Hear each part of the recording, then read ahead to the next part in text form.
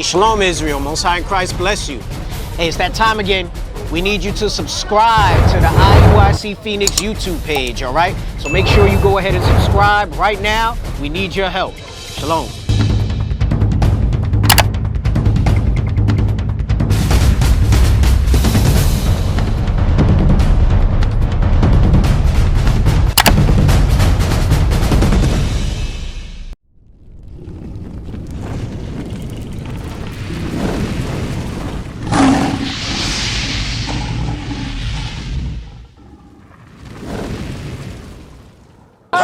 Imagine if our people knew, go to Exodus 20. Bring it out. Imagine if our people knew the commandments. I'm gonna give you just one commandment that the priests do not encourage within our communities. Go ahead and get 14. The book of Exodus, chapter 20, verse 14. Yeah. Thou shalt not commit adultery. What does it mean to commit adultery? Say it again. To cheat? To cheat. You're sleeping with another man's wife, or you're sleeping with a woman, or even an animal. Any sexual act outside of marriage, right? So God said, thou shalt not commit adultery. How would that change the black community alone? I'm not going to get into the so-called Mexicans or the Hispanics just yet. With our community, how would that change us? If we instituted marriage, what would that change in your community? Bring it out. If our people were applying this one law, what would that change in our community? Like what? Give me examples. A happy family, okay. What about single parent households? Bring it out. How many of our black men grow up without a father in the house? More than half. More than half, right? So single parent households, you would say that would correct that, right? Because if we have a marriage, there would be a father and a mother. So single parent households as men. That's that fulfillment. What about if there was a marriage, the man and wife stay together, would our men be broke because of child support?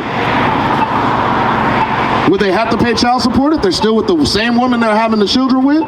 No. So that would take away having to pay child support. This is just one law. Go ahead and go up. Get the law before it. The book of Exodus, chapter 20, verse 13. Yeah. Thou shalt not kill. Read it again. Thou shalt not kill. How much would that law change our community? Bring it out. Same as thou shalt not commit Adultery. all the same. It's all the same. It don't matter what it is. But I'm asking you, how much would it change? Who's killing the black man nowadays? Black man. The black man. Bring it out. When I tell you this, when you go through your neighborhood, are you scared of a so-called white man to walk up on you? Nah, it's my own people. Right. Right. I'm not worried about, are you worried about a Chinese man coming and hitting a lick on you? No. Everybody killing the black man. The black man, we're killing each other. So this is an example of the knowledge the priest's lips should keep. When we go to church, these are the lies that they're telling us. Right? So I want to show you something. Look at this sign. Because earlier I was talking about knowledge of self, identity, right? This sign breaks down the 12 tribes of Israel.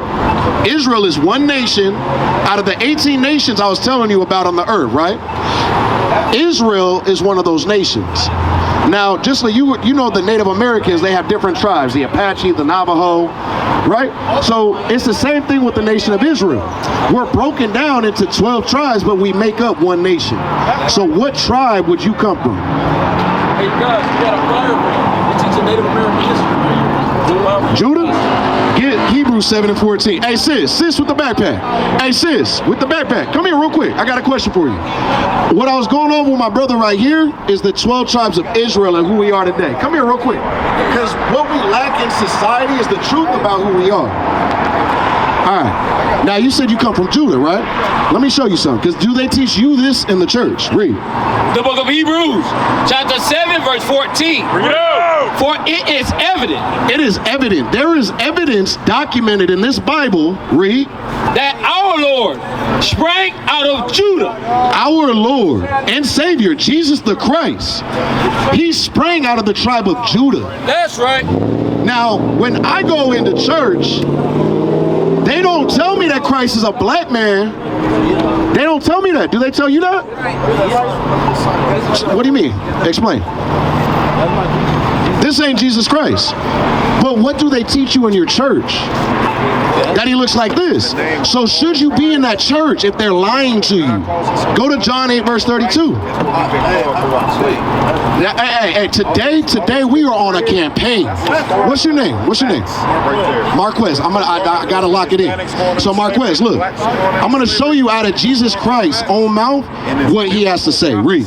The book of John, chapter 8, verse 32. And ye shall know the truth. So Marquez, you shall know the truth. Jesus the Christ said you're going to know the truth. The truth about first who Christ is. That he's not a white man with blonde eyes or blonde hair and blue eyes. You're going to know the truth. That Christ came out of Judah. And if Christ came out of Judah, he's a black man. Then the same blood that pumps in your veins is the blood that everybody is trying to be saved by. That's what they lied to us about. That's how important knowledge of self is. That's how important identity is. Because if you knew that you are from the same exact tribe that Jesus the Christ came from, when we walk around wanting to be thugs, gangsters, would our sisters be growing up looking up to Nicki Minaj, Megan Thee Stallion, out here popping and twerking all day, every day? Why do every church do that? Say it again. Why do every church do that? Why do every church do that? Yeah. I'll show you right now. Get 2 Corinthians 11. So he said, you shall know the truth, and the truth is going to set you free. So now, the truth about who you are and who Christ is should set you free from the lies that you're being taught in that church. And now you know that no man can lie to you anymore because you know what the Bible says. That's right. Right? Go ahead and read. What you want? 4. Book of 2 Corinthians, chapter 11, verse 4. Bring it out. For if he that cometh preacheth Get Matthew 24 and 24. This is why, because you asked why do they teach this right here, right? I want to show you, because what happened is we were conquered by our enemy.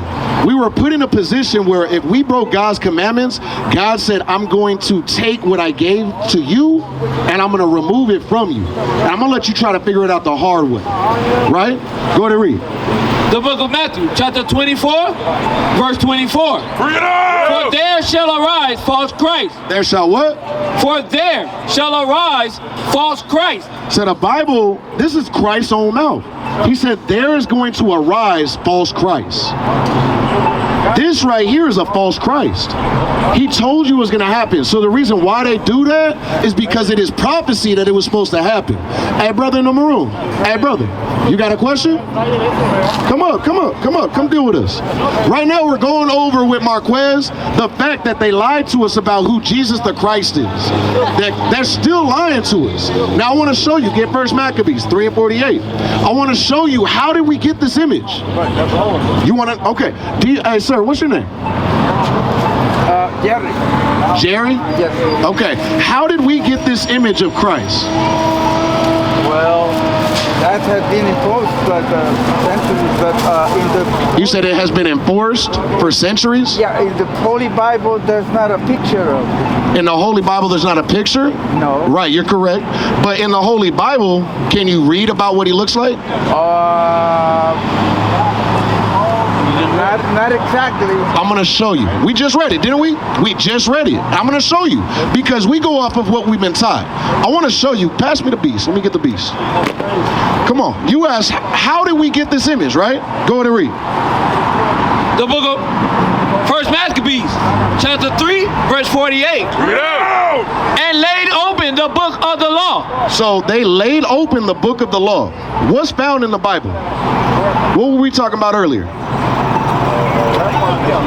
What should the priest's lips keep? The true knowledge. And we should seek the law at his mouth. The Bible is a book of laws. Thou shalt not kill. Thou shalt not commit adultery, right? A few that we went over earlier. So read it again. The book of 1 Maccabees, chapter 3, verse 48. And laid open the book of the law. They laid open the Bible. Read. Wherein the heathen had sought to pay. The heathen are the other nations. Anybody outside of the 12 tribes of Israel, the heathen. Wherein And the heathen has sought to paint the likeness of their images. The Bible wrote that the heathen, the other nations, they wanted to paint the likeness of their images. What are they doing right here? What are they doing? Remaking? What is he doing though, specifically? Drawing. He's painting. They painted over what they look. What did Christ look like right here? Is that a white man? That's not a white man, is it? So he originally was a black man, a dark-skinned man. Look at these images. This is Mother Mary. Mother Mary, right? Before, what did Mother Mary look like? She was a woman of color. Mother Mary, and then this is Christ as a baby. What did Christ look like? But then what happened to this? Where'd that come from? They took our images and they wanted to paint the likeness of their images. They took our identity and they tried to make themselves us. But they can't do that. Go to Job 9:24, and then we're gonna go to Revelation. So they literally painted over what Jesus the Christ looked like, what Mary looked like. They painted over the saints. This is the Renaissance period. In the Renaissance time, who came into power? The so-called white man. From his rise to the throne to conquering of the world. Stay tuned to number 1 to find out the history of Alexander the Great. You may have heard legends about how Alexander the Great was never defeated in battle in regards to his conquests. And that is actually quite true. This is one of the reasons that he was called Alexander the Great, because he was so great in terms of his military and tactical prowess that no one could honestly defeat him. For example, when he took on the Persians under the reign of King Darius III, Alexander found his troops outnumbered 2-1.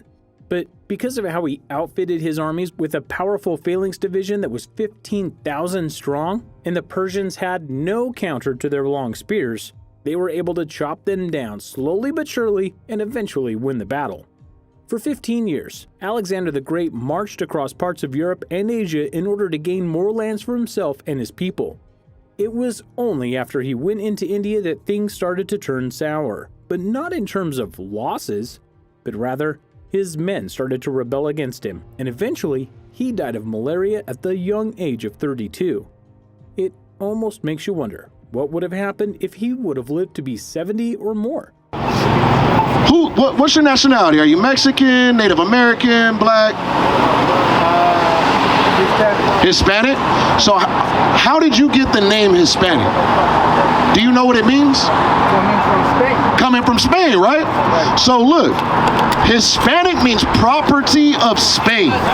When the Spaniards came and they conquered the Aztecas, they taught them Spanish, they gave them white Jesus and a cross, and they painted over the images of what our God and his son looked like. That's right. So when you say that you are Hispanic, you are telling people that you are the property of Spain. That's right. That is how destroyed that we are. Because a lot of our people don't know that. Because we lack knowledge of what happened. If I knew that Hispanic mean property of Spain, I would not call myself Hispanic. I would identify as what God calls me. That's right. Would you say Mexican? No. Guatemalan? No. Chile? Where are you from? I'm a child of God. Okay, but God's children are right here. So God has specific names for his children. So which one of these tribes did you come from?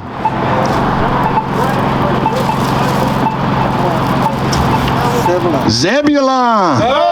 Guatemala to Panama. This brother comes from the mighty tribe of Zebulon. That's right. This brother right here that's right in front of you, this brother comes from Zebulon. Mighty tribe. So no longer should you say you are Hispanic, the property of Spain.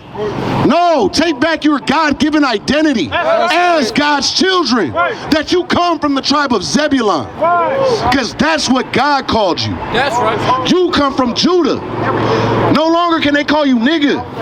They can't call us that no more, because that's not what we are.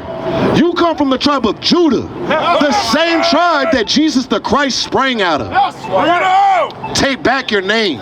Take back your identity. I want to show you real quick. The Bible documented that they would paint over the likeness of our images, right? Go ahead and read. The book of Job, chapter 9, verse 24. The earth is given into the hand of the wicked. It says the earth is given into the hand of the wicked. Now, this earth right now, do you see evil every day that we go? Do you not see that they're passing laws about same-sex marriage? That's contrary to what God said, right? God said a man should be with a woman to bring forth children on this earth. But the earth is given into the hands of the wicked. The wicked will tell you that you can sleep with another man and get married. That's not what God said. That's right. That's right. So the ones that are in power right now, the earth has been given into their hands. God allowed it to happen so that we can learn to not go against God. Because God gave us laws. That's right. But we didn't want to keep God's laws. So in turn, God said, okay, you don't want to serve me and keep my laws, keep my rules that I set for you, then you can serve your enemy. So the 12 tribes of Israel went into slavery. That's how you got Hispanic. That is how you came across your name. They beat our names out of us. You're no longer Kuta Kente. They beat you till you said your name was Toby. That's what they did to us. So the earth right now is given into the hands of the wicked, right? Read. The earth is given into the hand of the wicked. He covereth the faces of the judges thereof. Real quick, Marquez, right? That last part. Read it again, now just the last part. He covereth the faces of the judges thereof. How did the wicked cover the faces of the judges thereof? The judges of the earth. We've been talking about it. How did he cover their faces?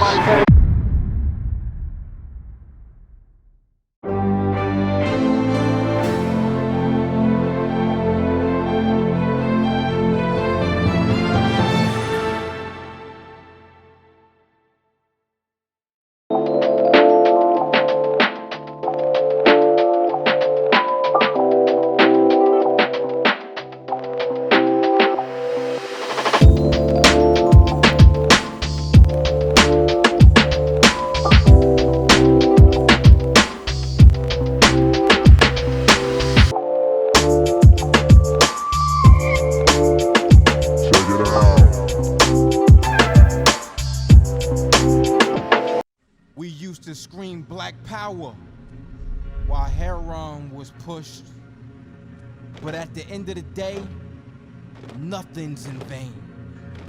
IUIC has been given a vision. The tents of Judah has risen. Many has attempted the mission, minor murmuring, omitting and missing the mark. Just reading that he had the flame of fire in his eyes gave us the spark. We on Paul's mission. We out on the road, purple and gold, from Mexico, Cuba, Haiti, Ghana, Sierra Leone. 144,000 boots banging, concrete crackling. These are our men repented at heart. The scriptures is proof. IUIC, we deliver the truth.